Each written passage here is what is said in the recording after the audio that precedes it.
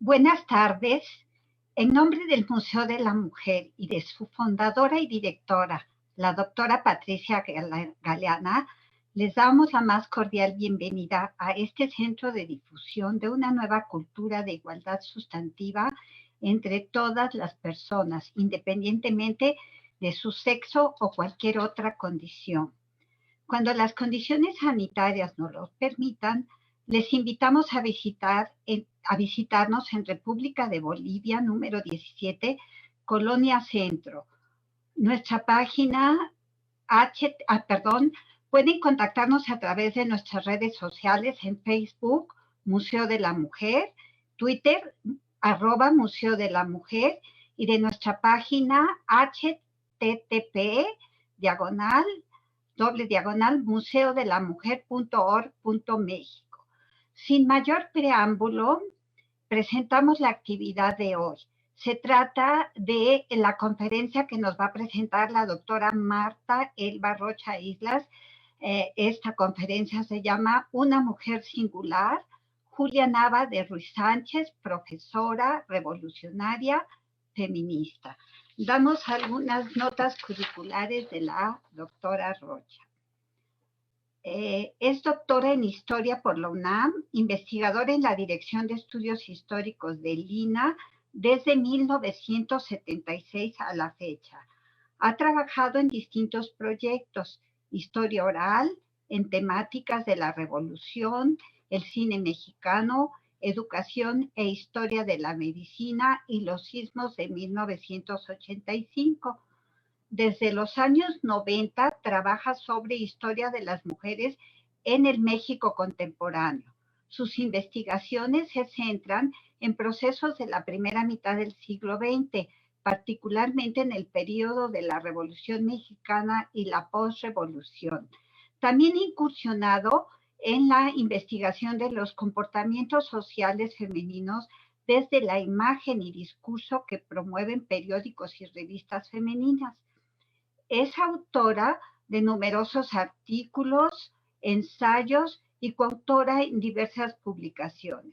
Su más reciente libro, Los rostros de la rebeldía, veteranas de la Revolución Mexicana, 1910-1939, está publicado por el INER, del INAH, y la Secretaría de Cultura del año 2016. También ha participado en diversos congresos y simposios nacionales y extranjeros, así como también ha impartido conferencias y cursos. Pues bueno, le damos la palabra a nuestra conferencista. Doctora, tienes la palabra. Muchísimas gracias. Buenas tardes a todos. Antes que nada, pues agradecer la invitación de la doctora Patricia Galeana a participar en este ciclo de conferencias que se está recordando a mujeres que han tenido pues un papel protagónico e importante en distintos procesos de la historia de México. Agradezco también al Museo de la Mujer y a Alma Bravo, que me contactó y bueno, con la que estuve teniendo comunicación, y agradezco también, por supuesto, a Lourdes Alvarado, ¿no?, que estará moderando esta mesa. Me da mucho gusto verla y, bueno, como ella misma dice, creo que sin más preámbulos voy a proceder a iniciar pues esta charla con ustedes, que va a hablar precisamente de Julia Nava de Ruiz Sánchez. Para ello preparé un pequeño PowerPoint con algunas imágenes que pude ubicar precisamente de Julia Nava. Bueno, pues iniciemos. Julia Nava Ortega forma parte de un conjunto de mujeres que participaron en la Revolución Mexicana y que fueron reconocidas oficialmente veteranas de la Revolución. Pude localizar 432 registros de mujeres en el archivo histórico, en la sección de veteranos de la Secretaría de la Defensa Nacional. Ahora, ¿cuál es la documentación o lo que pude encontrar para poder articular la charla de hoy y que ustedes puedan conocer un poco más a Julia Nava. Bueno, primero, su expediente de veteranía, ¿sí? Curiosamente, cuando llenaban esta solicitud para ser reconocidos, hombres y mujeres para ser reconocidos veteranos de la Revolución, se les pedía una fotografía actual o sea, del momento en el que ellas hacen precisamente su solicitud. Al parecer, muchos de los documentos o sea, los presentaban, pero después a los que los solicitaban les eran devueltos y pues posiblemente eso hizo que no quedara una fotografía de Julia Nava y que vamos, en su momento o a partir de este momento no la hubiera podido yo ubicar. Bien, otros de la documentación que está accesible para que nosotros nos podamos acercar a conocer parte de la vida de estas mujeres, pues es el Diccionario Histórico-Biográfico de la Revolución Mexicana, que fue un proyecto emprendido por el INER en los años 90 y que ahí podemos encontrar el registro de 2,000 mujeres que participaron de distintas maneras en la Revolución Mexicana. Uno más es el Catálogo Biográfico de Mujeres en México, que se publicó en 1996 de Aurora Tobar Ramírez y que lleva por título 1500 mujeres en nuestra conciencia colectiva. Y habla precisamente, accedemos a perfiles biográficos de 1500 mujeres. Bien, los diccionarios, como bien sabemos, sin duda, son obras generales que nos orientan en la búsqueda. Accedemos a perfiles biográficos cuya información no siempre es correcta y que a veces, me incluyo, vamos repitiendo lo que ya se dijo porque no tenemos otra forma de cotejarlo. Para el caso especialmente de las mujeres, sin duda contribuyen las escasas fuentes de que se dispone. Archivos personales, memorias, en los archivos oficiales poco están. Así que reconstruir sus trayectorias de vida es como ir armando un rompecabezas. Julia, debo decir, como muchas otras, espera un estudio integral de su vida y de su obra. Para hablar de ella en esta conferencia fue fundamental la entrevista de historia oral que le hiciera Mayo Murrieta a su hija Julia Ruiz Sánchez Nava y que publicó en el año 2000 bajo el título La ficción de los héroes y los conjuros de Julia Ruiz Sánchez en el país de la esperanza, así como algunos otros documentos muy puntuales de distintas historiadoras que han trabajado sobre distintos proyectos y en los que participa Julia Nava, y son los que me ayudaron o los que me permiten hablar de esta mujer singular. Bien, la primera imagen que ustedes están viendo precisamente está tomada del libro de Mayo Murrieta. Bien, iniciemos con sus datos biográficos. Bueno, Julia Nava nace precisamente el 2 de febrero de 1883 en Galeana, Nuevo León. Hija de Jesús Nava y de Rosario Ortega, ricos comerciantes del lugar, que en el libro de Mayo Murrieta se menciona que al parecer Julia fue hija adoptiva de esta pareja. Pero bien, estos son sus padres. En Galeana ella hace sus primeros estudios y terminada la primaria superior, se van a trasladar a Monterrey, donde estudió la carrera magisterial, graduándose de profesora normalista en 1900. Como podemos ver, su nacimiento y formación se dan en este periodo que conocemos como el México porfirista. Ya como profesora graduada, fue nombrada directora de la Escuela Primaria Superior Minerva en Tula, Tamaulipas, lugar al que se trasladó en unión de sus padres. Ahí, precisamente en Tula, va a conocer y casarse con un rico hacendado, y se dice soltero codiciado, llamado José Ruiz Sánchez en 1902. Lo de soltero codiciado, bueno, se entiende porque él le llevaba a Julia 20 años, o sea que si Julia se casa de 19 años aproximadamente, él pues ya para entonces tenía 39. Bien, Pepe era de profesión tenedor de libros, lo que después conocemos como contador público, y el padre lo ocupó se dedicó más bien a administrar las haciendas de la familia, que eran haciendas de isleras, de agave y de caña. Pero desde, vamos a decir, desde joven, José Ruiz Sánchez va a tener serias inclinaciones literarias, fue un ávido lector y era amigo de poetas, periodistas, bohemios, espiritistas, con inquietudes, todos con inquietudes intelectuales. Lo hizo hacerse amigo de algunos de ellos y con ciertos escritores y poetas, incluso estableció amistad entrañable en sus constantes viajes que realizaba tanto a San Luis Potosí como a la capital del país.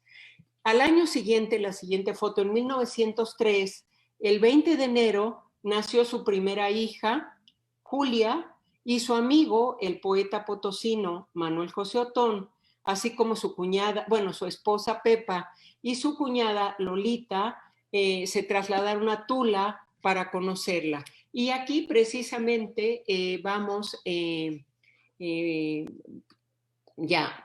nos enteramos que esta Lolita es nada menos que la escritora, poeta, liberal republicana, revolucionaria, Dolores Jiménez y Muro. De inmediato, entre Julia y Dolores hubo una conexión, ya que eran afines en ideas e inquietudes políticas. ¿Se pueden pasar la siguiente imagen? Bien, ambas liberales, y entre ambas liberales, bueno, esta imagen creo que es la única y es una de las imágenes, aquí dice en el libro de Mayo Murrieta, que es la única fotografía que en su vida de casado, se aceptó tomarse Pepe Ruiz Sánchez. Esto fue en 1927 y aquí está con su esposa e hija. Y por supuesto, aquí está Julia Nava y aquí está Julia Ruiz Sánchez Nava. Y esto, bueno, me hace suponer que la fotografía que se puso en el cartel, creo yo que no corresponde a Julia Nava, como veremos unas imágenes más adelante, y al parecer, pues estas fotografías sí tuvo acceso Mayo Murrieta, que entrevistó a Julia Ruiz Sánchez, y bueno, pues son las que aparecen después en el libro que publicó. Bien, tanto entre Julia y Dolores se va a sellar una amistad que perduró y terminó con la muerte de Dolores Jiménez y Muro en el año de 1925. Pero siguiendo cronológicamente con la trayectoria de Julia Nava, al año siguiente, o sea, en 1904, nació su segunda hija, Juana Francisca. Paquita, que murió en 1918 de influenza española. Esto es la epidemia que azotó al país después de que, como sabemos, había transcurrido parte de la guerra revolucionaria y bueno, el país estaba devastado. Bien, la siguiente foto donde aparece aquí vamos a ver sentada a Julia Nava, que está precisamente con sus dos hijas y con, de hecho, el sobrino de Pepe Ruiz Sánchez y la sobrina María Otero, hijos de una hermana de Pepe Ruiz Sánchez. problemas económicos entre los hermanos en los hermanos Ruiz Sánchez por la herencia después de que falleció el padre, bueno, hicieron que el cargo de administrador de haciendas que tenía Pepe fuera removido de él e incluso lo despojaron de parte de su herencia. ¿Por qué? Porque consideraban que era poco dedicado al cuidado de las haciendas y a los negocios, y más bien estaba vinculado a la bohemia y a todo este mundo intelectual en el que él se desenvolvió. En la negociación le ofrecieron darle una pensión a cambio de que dejara Tula y para que pues la administración y los negocios de la familia quedaran en manos de dos de las hijas y especialmente de los esposos. Y bien, así fue como la familia Ruiz Sánchez deja Tula y se va a trasladar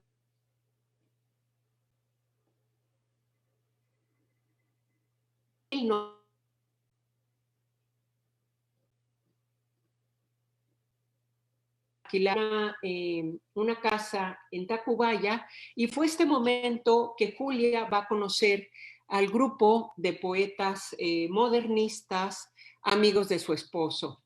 Sus mejores amigos habían sido Manuel Gutiérrez Nájera y Manuel José Otón. Manuel Gutiérrez Nájera para 1906 ya había fallecido y José Otón murió en noviembre del mismo año de 1906. Sin embargo, el grupo de escritores y poetas se reunían en la casa precisamente de Pepe Ruiz Sánchez, y ahí congregaban, entre otros, se menciona Ramón López Velarde, Ángel del Campo, Amado Nerva, Luis G. Urbina, y donde se organizaban y participaban en tertulias literarias.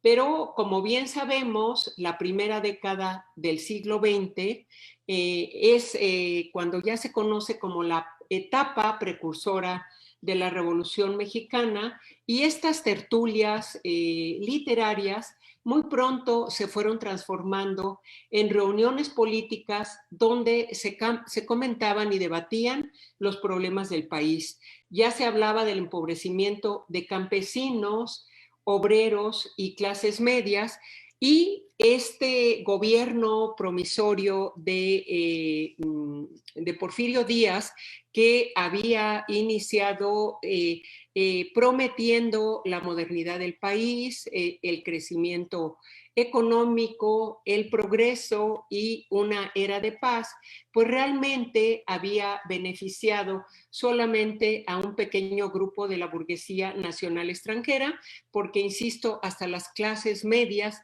de burócratas, trabajadores e intelectuales, su economía se había visto afectada, y por supuesto que ahí vamos a ubicar también a la familia de Julia, a la que va a afectar esta crisis.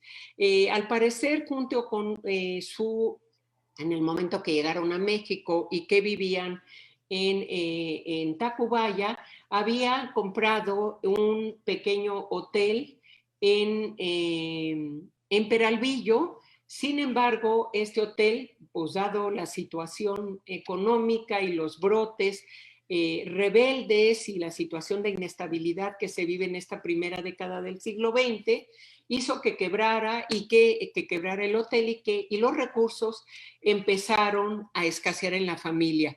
Y esto hizo que tanto Pepe aceptara un trabajo en la aduana de Veracruz y se trasladara a Veracruz, como que Julia, aún estando sus hijas muy pequeñas, pues empezó a trabajar también y a buscar trabajo.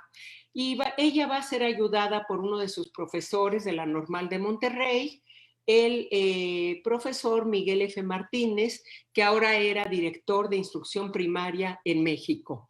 2 años antes, en 1904, Dolores Jiménez y Muro se trasladó a la Ciudad de México y, como sabemos ya para este momento, era una experimentada escritora, poeta y periodista liberal republicana, y pues ya tenía 56 años. Ella nació en la mitad del siglo XIX, en 1848. Al llegar a la Ciudad de México, entre otras de las cosas que va a hacer Dolores, bueno, pues va a empezar a escribir y traducir artículos para el Diario del Hogar de Filomeno Mata, que era, pues por supuesto, también su amigo.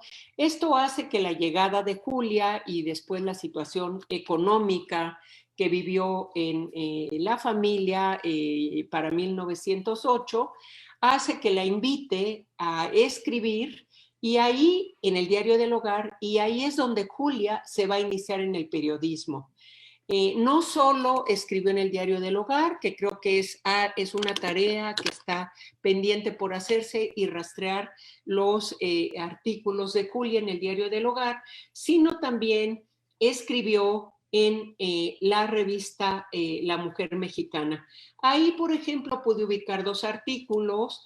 Uno que se llama precisamente Rasgos biográficos del ingeniero y director de instrucción primaria, don Miguel F. Martínez, neolonés como ella, y otro artículo que se trata de felicitar a Antonia L. Ursúa por su recepción como doctor en medicina, cirugía y obstetricia en el año de 1807. Recordemos que para la primera década del siglo XX realmente todavía podemos ubicar hasta con nombre y apellido a las primeras profesionistas universitarias, con todo que se podía acceder, pues eran muy pocas las mujeres que realmente en este momento llegaron a la universidad. Y como ya mencionaba, este vínculo con el mundo cultural y de la literatura va a mantener a Julia y a Dolores muy vinculadas, y así es como ubicamos en un número, puse 2 imágenes del Diario del Hogar, ¿no? Que ahí sí podemos, o en un momento dado yo pude recuperar los artículos para un trabajo de Dolores Jiménez y Muro, pero bueno, pues están pendientes también ubicar los de Julia Nava, pero en uno de ellos, en el del 20 de enero de 1909, se reseña la sesión literaria de la Sociedad Luz y Fraternidad a la que Julia perteneció, y que era dirigida pues también por Dolores Jiménez y Muro. Se habla de lecturas que se hacían, de lecturas de libros, pero también sobre todo de poesía, y se hablaba de los propios escritos de quienes formaban parte de esta sociedad y que acudían a estas sesiones que generalmente eran sesiones literarias nocturnas. Bien, y ahí pasaríamos a ver cuál fue la participación de Julia en la Revolución Mexicana. Como he venido mencionando, Julia, desde que llega a la Ciudad de México, se va a mantener vinculada a Dolores Jiménez y Muro, y va a participar en la oposición. Recordemos que al iniciar el siglo XX, en 1901, se funda en San Luis Potosí el Club Liberal Ponciano Arriaga, que se reorganizó en México en 1903 como Confederación de Clubes Liberales, encabezado por el conocido amigo, por supuesto, de Dolores Jiménez y Muro, Camilo Arriaga. En este momento, el descontento hacia Porfirio Díaz ya era muy evidente, y una de las formas precisamente de expresar el descontento fue, por un lado, en la prensa de oposición. Sabemos que en esta primera década de repente en periódicos de oposición eran cateados, eran cerradas, también imprentas donde en todo lo que era oposición, no solamente eso, es cuando inicia el movimiento de los Flores Magón y se llevaron a cabo algunas revueltas que fueron sofocadas. Bien, pero para 1909 se funda en la Ciudad de México el Centro Antirreeleccionista de México el 22 de mayo de 1920 y va a ser presidido por el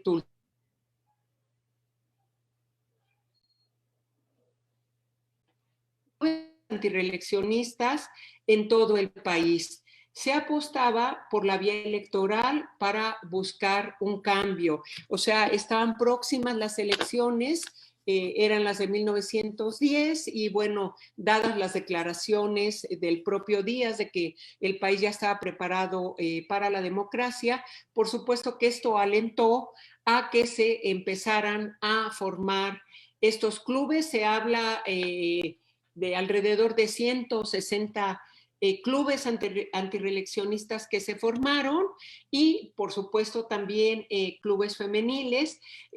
Dado, insisto, que se apostó a la vía electoral, bueno, el candidato en este momento que fue como el más fuerte y el que representó a la oposición, pues fue Francisco I. Madero en la fórmula primero, Madero Vázquez Gómez, que muy pronto se cambió a Madero y José Pino Suárez. Bueno, y aquí vamos a tener en esta imagen que pues es muy publicitada porque es de las pocas en las que podemos encontrar al grupo a un grupo de mujeres que incluso en las manifestaciones y vamos, en los distintos mítines que se organizan, van a acudir precisamente con este banderín que se llama, bueno, que menciona Club Antirreeleccionista Hijas de Cuauhtémoc. Bueno, este club se ha atribuido también a varias mujeres, pero metiéndose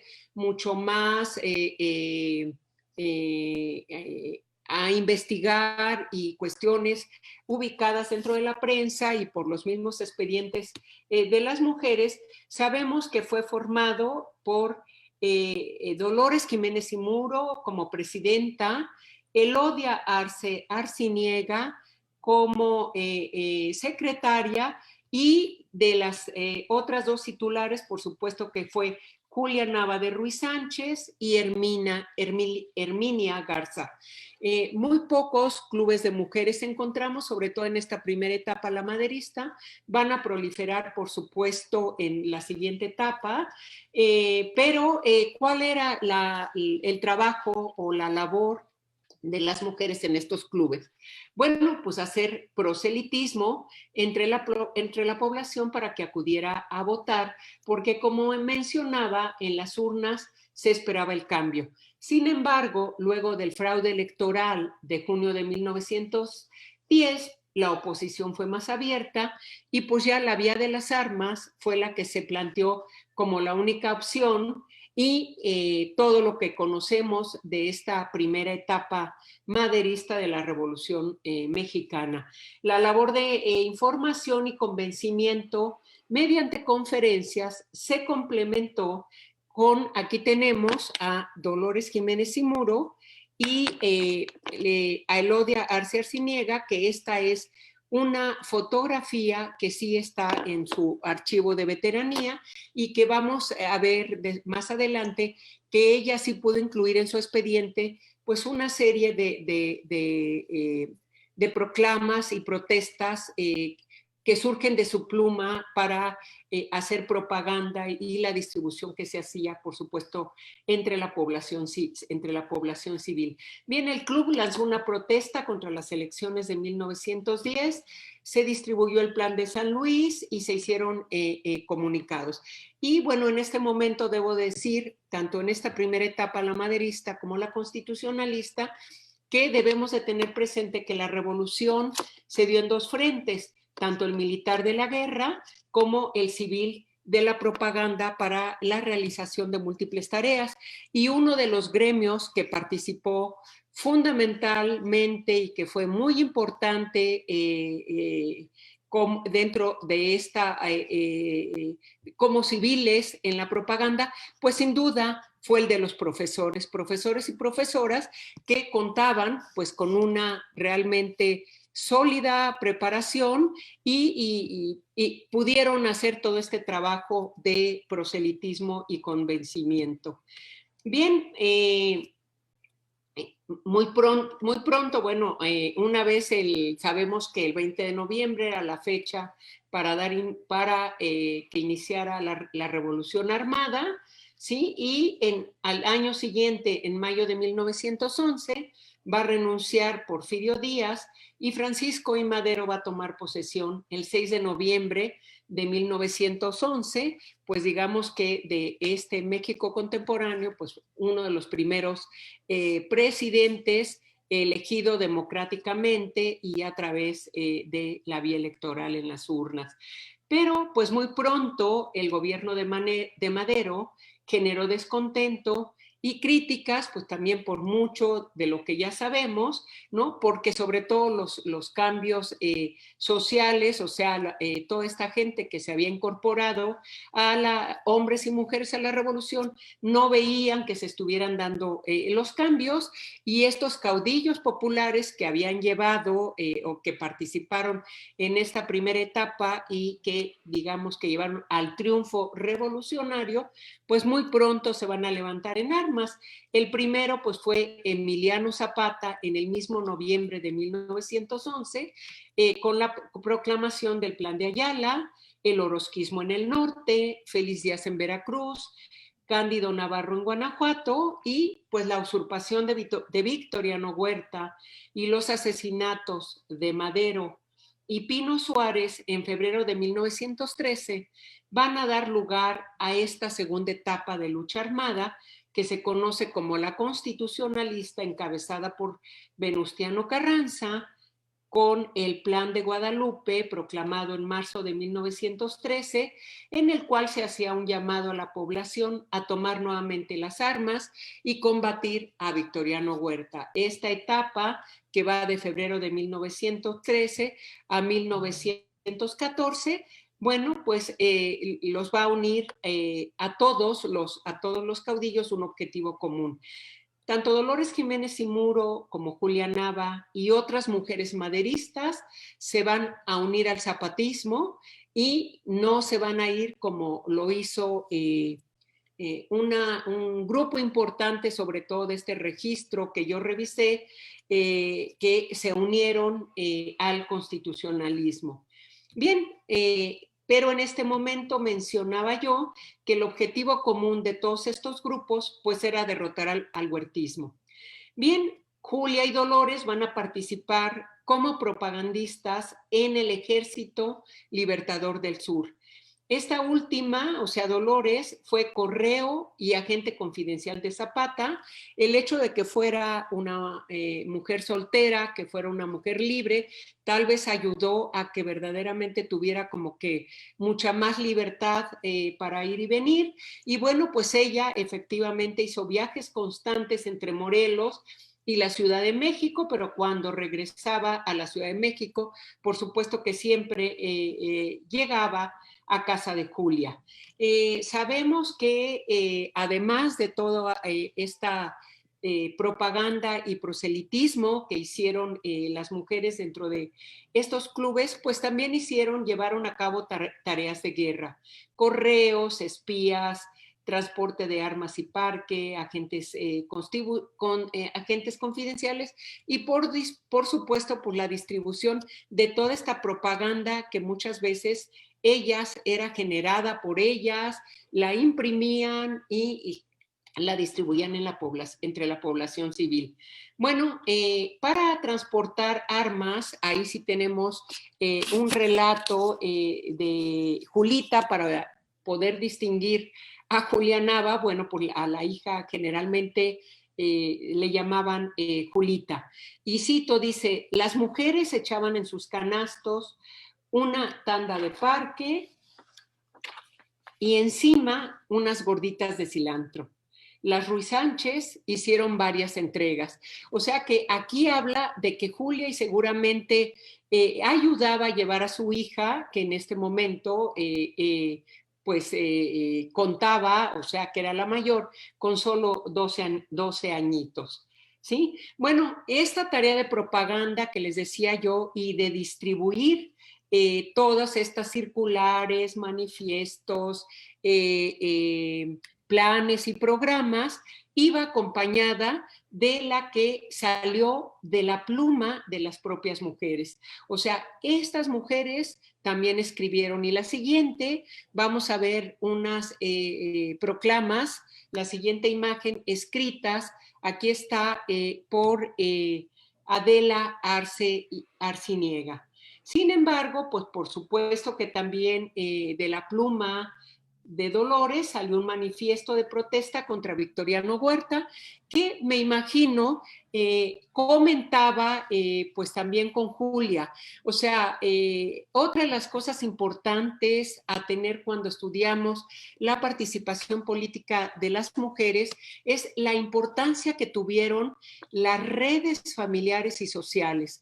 O sea, no lo hacían una persona en lo individual, sino que realmente era un conjunto bien vinculadas, insisto, con las propias, dentro de la propia familia o en estos grupos, que esto era, vamos a decir, los clubes terminaron siendo instancias donde se tejen estas redes sociales para llevar a buen término pues las tareas que les eran encomendadas.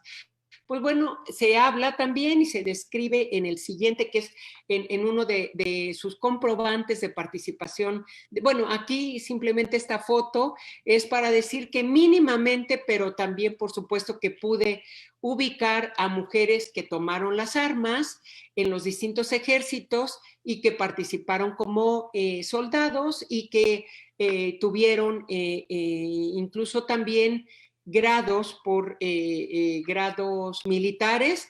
Lo que yo ubiqué, los despachos que eran entregados por caudillos, el más alto al que accedieron fue el de coronela, y aquí, bueno, pues vemos una de la coronela zapatista, Rosa Padilla Camacho, la siguiente.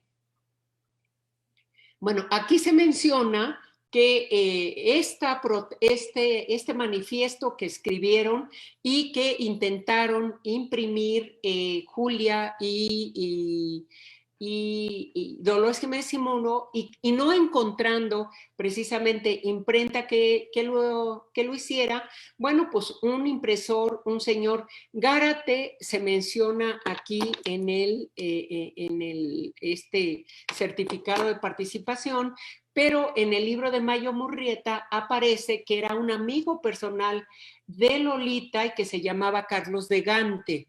Ahí estaría en Tegante o Gárate, bueno, que accedió precisamente a imprimir estos manifiestos, pero que también las denunció. Y esto es cuando ellas regresaban al domicilio de Julia, ubicado ya en ese momento donde vivían en la Plaza del Árbol, que después fue Plaza de Netzahualcóyotl, en el barrio de Tlaxcuaque, y que hoy aparece como, o está la famosa Plaza de Ho Chi Minh. Al bajarse del coche fueron sorprendidas por la policía, por supuesto que decomisó los manifiestos, cateó la casa y estuvieron muy vigiladas. Bueno, la vigilancia siempre fue mucho más severa con Dolores Jiménez y Muro. Ella ya había estado 2 momentos incluso encarcelada, precisamente por sus declaraciones, primero por participar en el plan en el complot de Tacubaya, y después por no solo participar y escribir contra Victoriano Huerta. Eso hizo que precisamente fuera Julia la que acude al grupo Lealtad, que dirigía María Arias Bernal, quien también había escrito una protesta enérgica contra Huerta, que firmó con el seudónimo de Fidela, que es otra de las cosas que vamos a encontrar también en los escritos de estas mujeres, que muchas de ellas no firman con su nombre, sino lo hacen, por supuesto, con seudónimos. Bien, paralelo a esta labor revolucionaria, bueno, pues continuaban en sus tareas como profesoras. Sin embargo, tarea que no solo Julia, sino un grupo importante de mujeres fueron dadas de baja, o sea, fueron cesadas de sus puestos de profesoras por precisamente participar en el movimiento en contra de Victoriano Huerta. Bueno, en este momento vamos a encontrar también en el Diario del Hogar otra información que nos habla de que Julia también perteneció a la Sociedad Regeneración y Concordia que presidía Dolores Jiménez y Muro y en la que participaban también otras profesoras. Se menciona, entre otras, a Inés Malváez, a Mercedes Arvide, María José Villavicencio, y esta nota aparece en el Diario del Hogar del 7 de noviembre de 1914. Y bueno, como decía antes, siempre la vamos a encontrar a Julia vinculada a estos grupos, vamos a decir, a estos grupos de sociedades culturales literarias.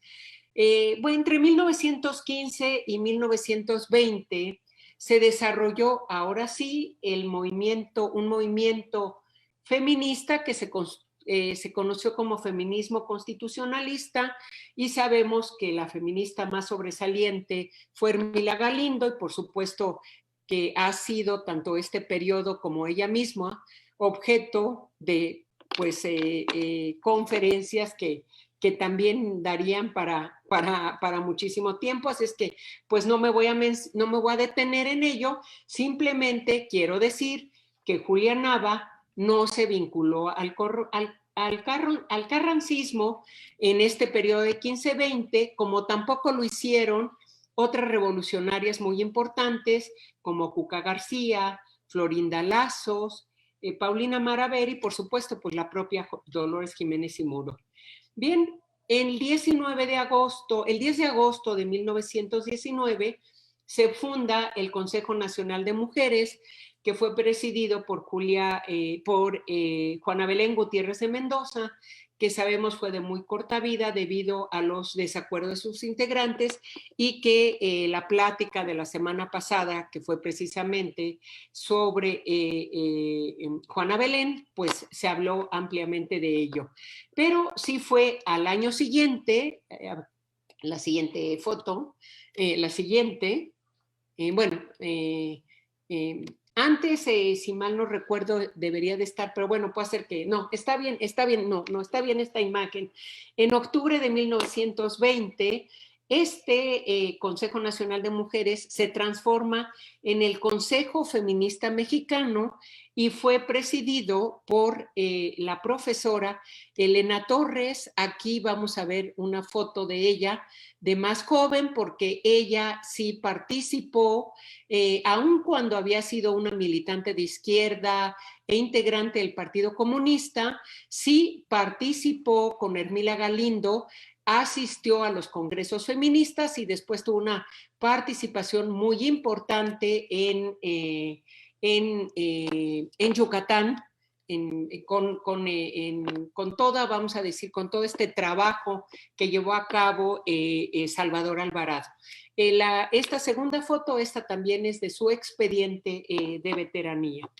Bien, este Consejo Feminista, presidido por ella, también participó la norteamericana Evelyn Trent Roy como secretaria del Exterior, Cuca García como secretaria del Interior, entre otras. Y este Consejo Feminista, bueno, pues ya también se planteó empezar a tener vínculos con el feminismo internacional, como antes lo hubiera hecho o lo hizo también esta Hermila Galindo. Bien, el Consejo se propuso cohesionar a las distintas organizaciones y establecer contactos con organizaciones feministas internacionales. ¿Cuáles fueron las prioridades que se planteó este Consejo? Bueno, pues luchar por la emancipación, hago hincapié en esta palabra, emancipación económica, social y política de las mujeres, y para ello prepararon un amplio programa de trabajo que se daría a conocer mediante reuniones y conferencias, y por supuesto que fundamental, como lo fue también en el movimiento de Hermila Galindo, fundamental fue tener un órgano de difusión. Y así fue como surge la revista La Mujer, que empezó a circular en mayo de 1921 y que estuvo bajo la dirección de Julia Nava Ruiz Sánchez. La siguiente, y ahí pues vamos a ver, aquí no sé si realmente, bueno, yo tuve acceso a estos números de La Mujer gracias a que me las facilitó Ana Lau. No recuerdo si ella conserva los originales o ella también tuvo acceso a una fotocopia, que por cierto estas fotocopias mías, pues como pasa con las fotocopias, ya cada vez se está perdiendo, pero me imagino que la revista pues debe de seguir existiendo, debe seguir existiendo, y más adelante circula una nueva revista que se llamó La Vida, que fue también destinada a la propaganda cultural, estudio y solución de los intereses. Esta circuló entre febrero y septiembre de 1923 y también estuvo dirigida por Julia Nava de Ruiz Sánchez. Bien, en las páginas de esta revista La Mujer colaboraron hombres y mujeres vinculados al grupo editorial. Interesaba, dicen, mayormente la pluma masculina para comprometerlos con el proyecto del Consejo. Julia, como redactora de los editoriales, aseguraba que a pesar de que el feminismo era un término que infundía pavor, debía ser una práctica que sirviera para el adelanto de las mujeres. Y cito lo que decía ella: el feminismo de hecho existe en México como existe en todas partes del mundo, y la prueba innegable es el conjunto de obreras, empleadas, profesoras que con el producto de su trabajo sostienen sus hogares. Y aquí es donde sí, yo digo que el feminismo de estos años no cambió sustancialmente los contenidos discursivos ni las propuestas planteadas en los años revolucionarios e incluso en los finales del porfiriato, donde siempre vamos a ver que está presente la lucha por la emancipación de las mujeres. Y esta emancipación le apuestan desde ese momento, y lo vamos a ver en los años revolucionarios y en este proyecto de la posrevolución, primero a educar a las mujeres, o sea, a que las mujeres se eduquen y puedan tener oportunidad de acceder a un trabajo remunerado, por supuesto que en condiciones de igualdad. Y esto, pues lógicamente, ayudaría que al percibir un salario, lo consideraban como una vía liberadora y podían, vamos a decir, acceder a una cierta independencia. O sea, este feminismo plantea, a pesar de que plantea, vamos a decir, este feminismo de la igualdad dentro del liberalismo. De hecho, esta igualdad estaba acotada porque se seguía promoviendo la imagen de mujer de hogar, encargada de la familia y de la casa, ¿sí? Bien,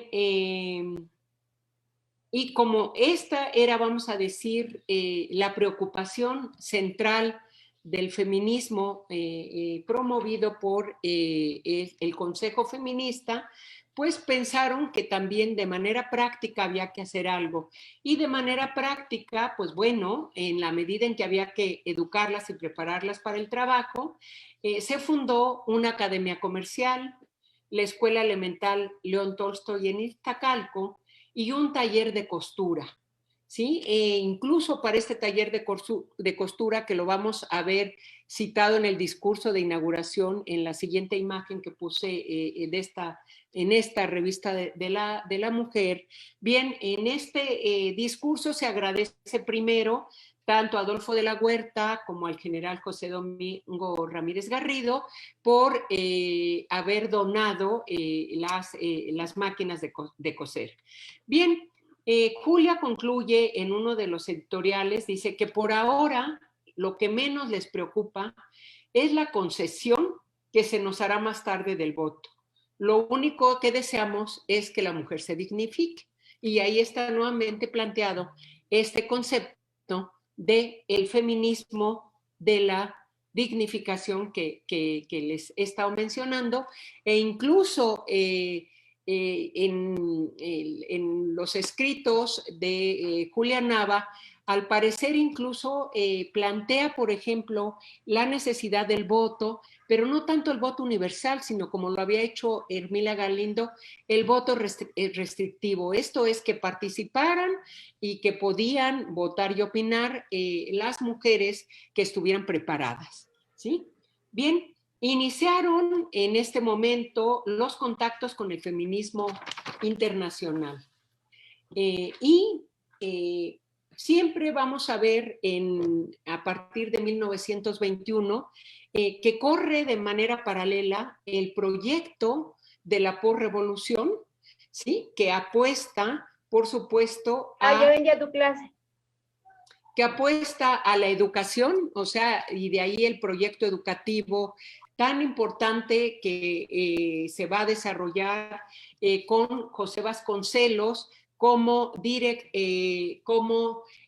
secretario de la Secretaría de Educación Pública. Recordemos también que para estos momentos el índice de analfabetismo era muy alto de hombres y mujeres, así que es una de las propuestas importantes. Cuando toma posesión José Vasconcelos, va a hacer un llamado a todas las profesoras, a todo el profesorado y especialmente a todas estas mujeres que, bueno, habían tenido ya realmente una preparación destacada para que se incorporen a su proyecto educativo. Julia, por ejemplo, va a recibir nombramiento primero de profesora de español y literatura, trabajando en la Escuela Técnica número 6, pero va a ser a partir de 1921, va a ser nombrada directora de la Escuela de Enseñanza Doméstica, perteneciente a la Universidad Nacional de México. Otras profesoras como Elena Torres, pues se va a encargar de los desayunos escolares. Eulalia Guzmán va a encabezar la campaña contra el analfabetismo.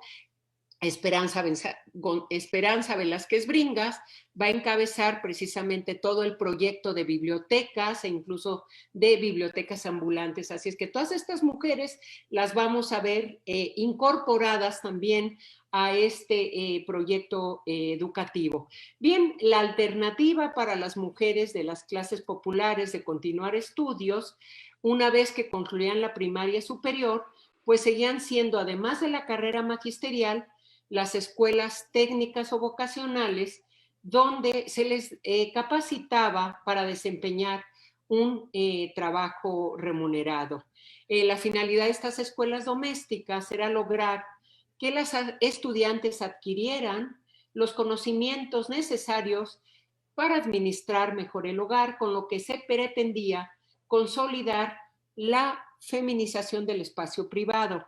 Pero no solamente todas estas mujeres de clases populares y de clases medias acudían para esto, sino más bien era para prepararse y bien algunas de ellas, de las profesoras, para poder impartir después la materia de economía doméstica en las primarias superiores. En paralelo con el trabajo importante que lleva a cabo el José Vasconcelos entre 20 y 24, se llevó, vamos a decir, continúa el compromiso con el feminismo que encabezado por el Consejo Feminista. En 1922 se inicia la celebración y participación en congresos feministas internacionales. Para la Secretaría de Educación Pública era importante patrocinar la participación de estas mujeres dirigentes, porque en estos congresos se hablaba de la importancia de estos proyectos educativos que se estaban poniendo en marcha. Bien, Julia asistió junto con otras profesoras al Congreso de Baltimore en Maryland en 1922. Su estancia ahí la aprovechó para visitar la Universidad de Johns Hopkins e informarse más a detalle sobre la carrera de trabajo social que ella quería promover o presentar al secretario Vasconcelos para que pues se implementara en esta escuela de enseñanza doméstica. Bien, en este congreso se plantearon las preocupaciones de las mujeres. Las mexicanas, cito, dice, lo que más preocupa a la mujer mexicana es el problema de la educación, que la haga una mujer perfectamente consciente de sus derechos y obligaciones, la preparen para el sufragio, lo que había mencionado, a la que sea capaz, en tanto que las otras permanezcan en el hogar, en la escuela, el taller o donde sus actividades la conduzcan. Bien, los congresos y encuentros de mujeres continuaron en estos primeros años, o sea, en los primeros 5 años de la década. En el siguiente año, en 1923, se va a celebrar en México el primer Congreso Feminista de la Liga Panamericana de Mujeres, de la cual Elena Torres era la vicepresidenta del Comité por México y fue la responsable del evento. Los temas propuestos van a provocar la división de las congresistas en radicales y moderadas, que ya lo habíamos visto o que ya se había expresado en los congresos feministas de 1916. La presencia de las yucatecas pues se iban por cambios mucho más radicales en relación con el asunto de la sexualidad, el amor libre, el divorcio, el control natal y el sufragio femenino. Mientras que en el otra ala estaban, pues, por supuesto, las moderadas, representadas fundamentalmente por, se habla alrededor de 174 congresistas nacionales, la mayoría profesoras, y de 18 delegadas norteamericanas. Bien, al final las resoluciones que se votaron, aun cuando buscaban lograr la igualdad femenina en los ámbitos social, económico y educativo, del bienestar para niños y mujeres, ya se planteaba exigir la igualdad de derechos políticos y que se legislara el voto femenino, que bueno, pues no se logró en la Constitución de 1917. En los años 20, Julia también la vamos a ver vinculada al proyecto de las misiones culturales y la educación rural, que había sido creado por Elena Torres en 1923 y después en 1926 las famosas 6 misiones culturales que lógicamente por problemas políticos ella tuvo que dejar y llevó a la práctica el profesor Rafael Ramírez.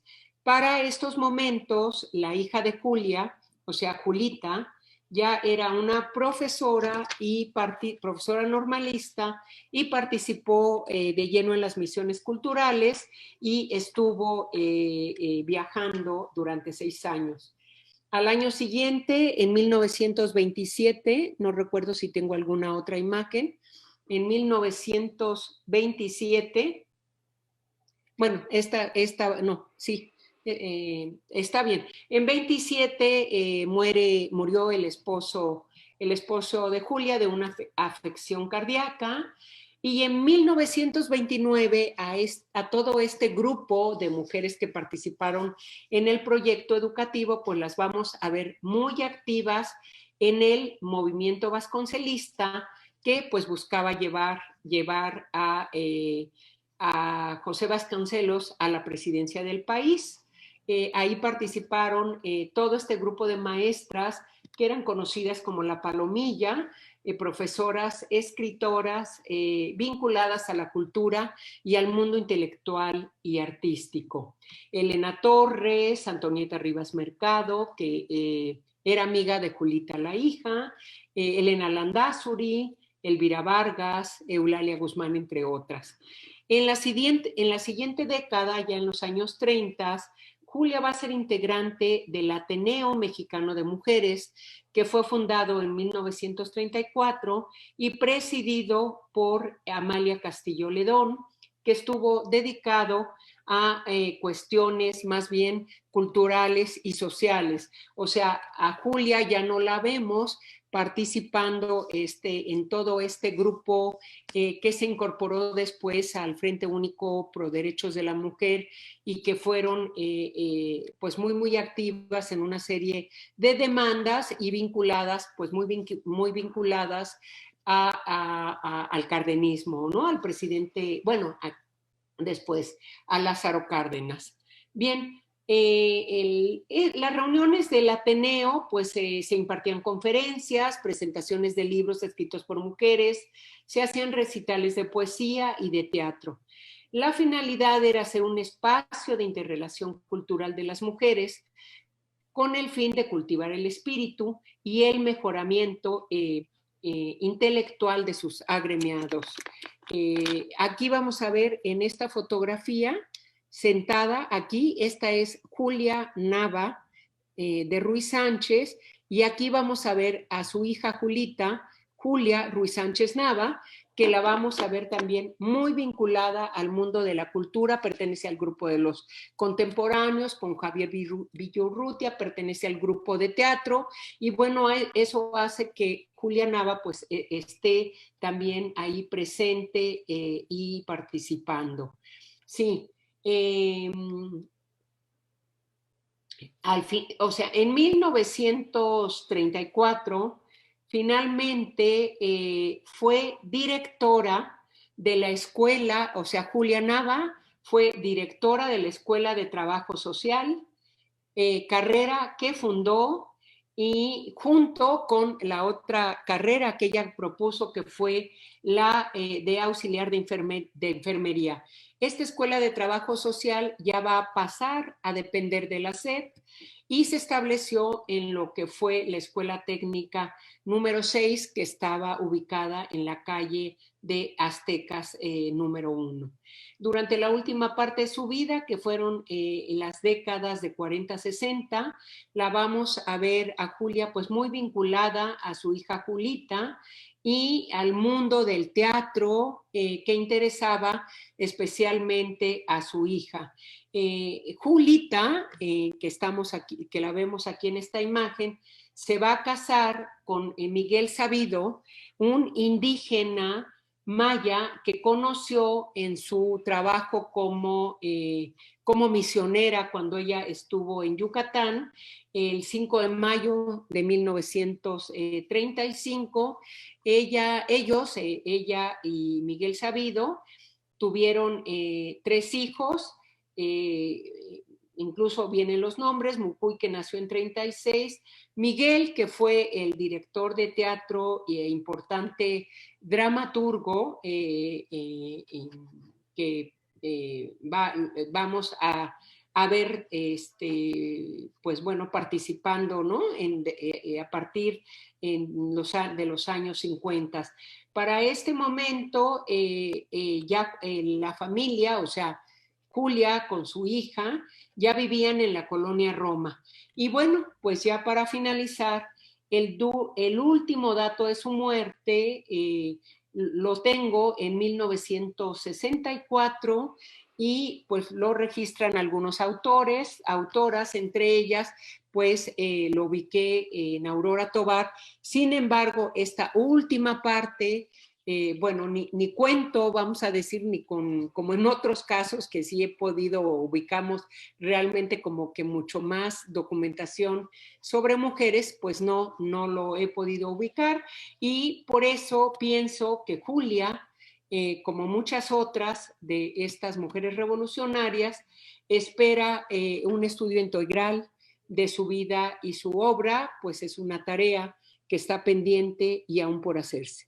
Muchísimas gracias. Pues agradecemos muchísimo esta espléndida conferencia, Marta, que nos has expuesto en este momento, y realmente me sorprende que digas que no tienes tanta información. Pues digo, ¿qué nos habrías presentado si tuvieras más información? Al contrario, es muy interesante este vínculo que haces entre madre e hija, y pues muchas felicidades por tu conferencia, y si gustan, pasamos a preguntas y comentarios. Uh-huh.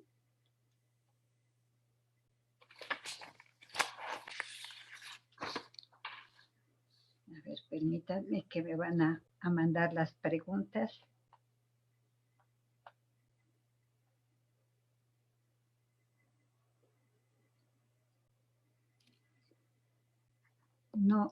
Aquí están. Bueno, y a ver, sí, no, el comentario que quiero hacer es en relación, el primero que quiero hacer es en relación a la fotografía que se puso digamos, la propaganda, que saber de dónde se sacó, y que, bueno, realmente no se parece a las que pude ubicar en el libro de Mayo Murrieta, y que, bueno, pues que hizo esa larga entrevista a la hija Julia Ruiz Sánchez. David. Perfecto. Mira, tengo aquí una gran cantidad de saludos. Te dan los buenos días Arturo Galván Ruiz. Buenas tardes, Adriana Orozco Benaldez. Te saluda. Reina Escudero Sánchez, igualmente. Nebulosa Necutli. Esta hermosa, la curaduría del Museo de la Mujer, me encantó, y ojalá puedan pronto asistir a disfrutarla.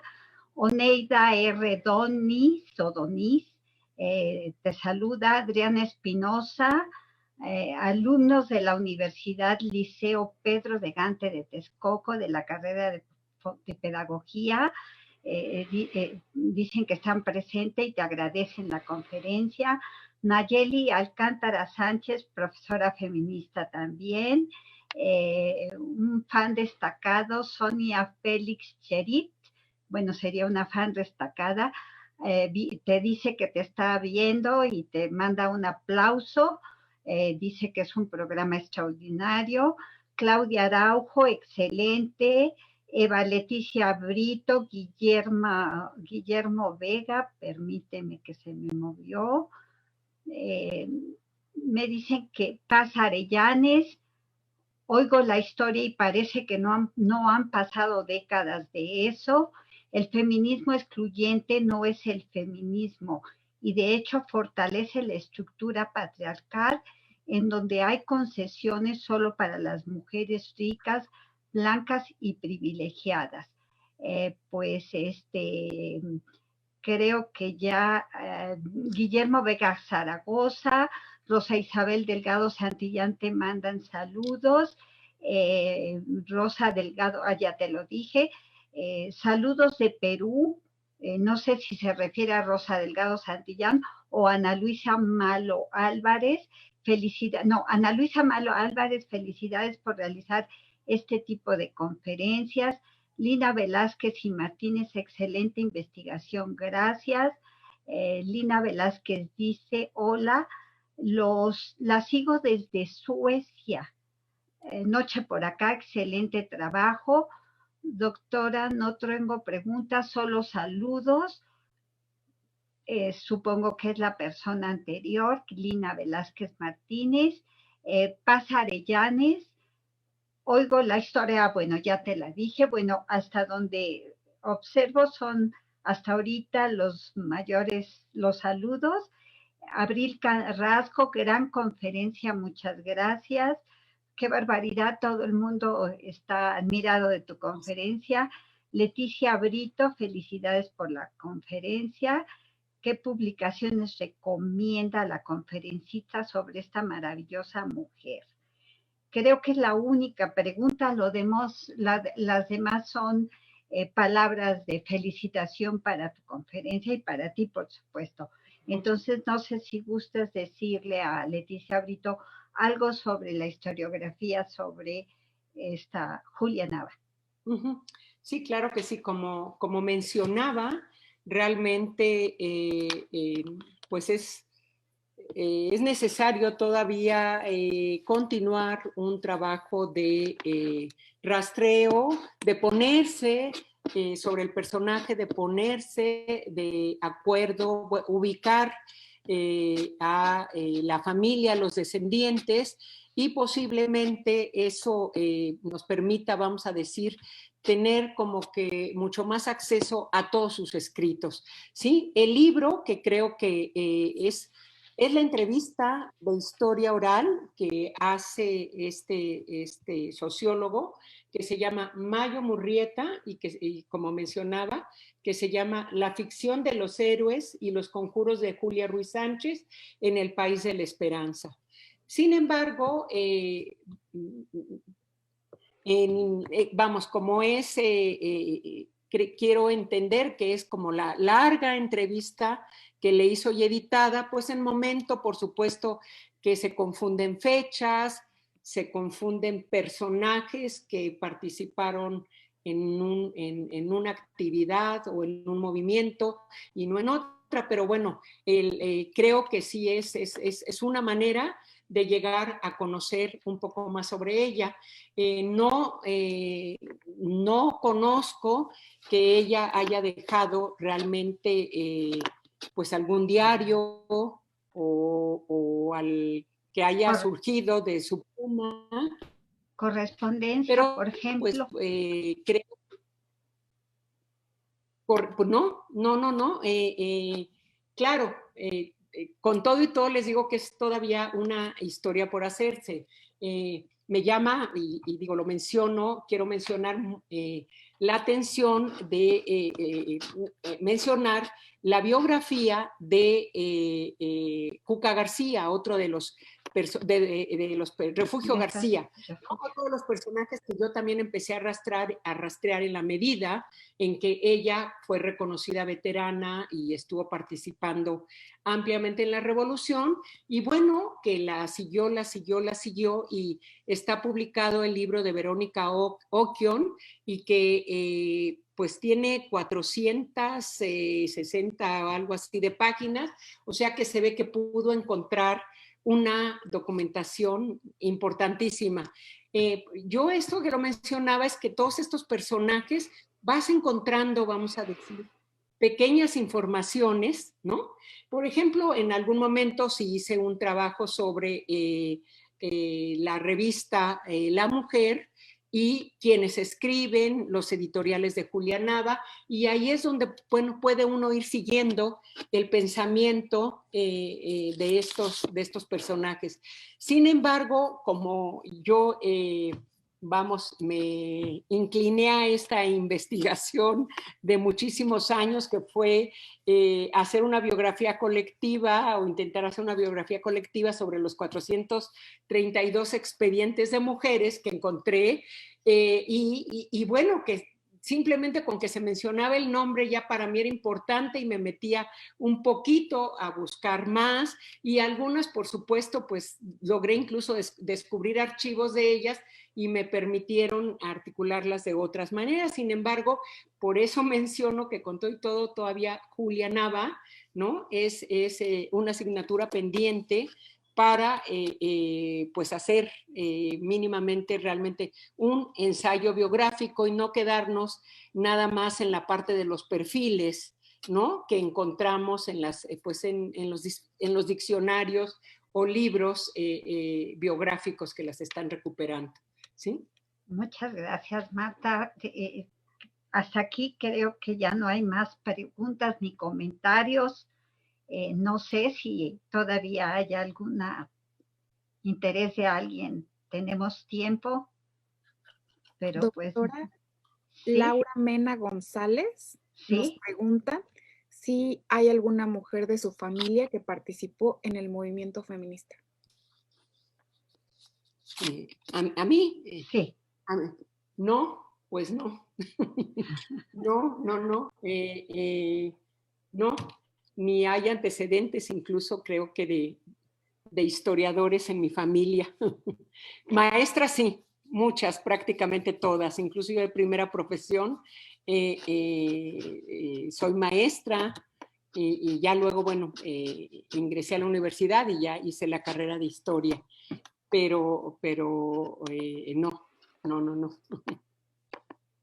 Bueno, pues sí, creo que ya terminamos. Te agradecemos muchísimo tu participación y agradecemos al público su presencia. Muchísimas gracias también a todo el público, a ti por supuesto Lourdes por haber gracias, Marta, moderado esta mesa y a todas las integrantes del Museo de la Mujer que hacen ese trabajo tras bambalinas que no vemos, pero que es fundamental para que podamos estar en este amplio contacto con el público. Muy interesante, muchísimas gracias por todo. Gracias. Muy amable. Hasta luego. Hasta luego.